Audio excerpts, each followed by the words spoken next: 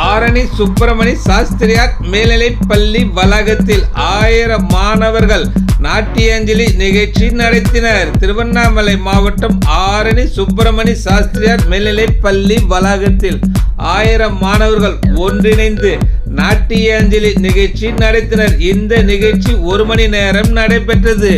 நாட்டிய அஞ்சலி நிகழ்ச்சி நடத்திய மாணவர்களுக்கு சான்றிதழ்கள் வழங்கப்பட்டது.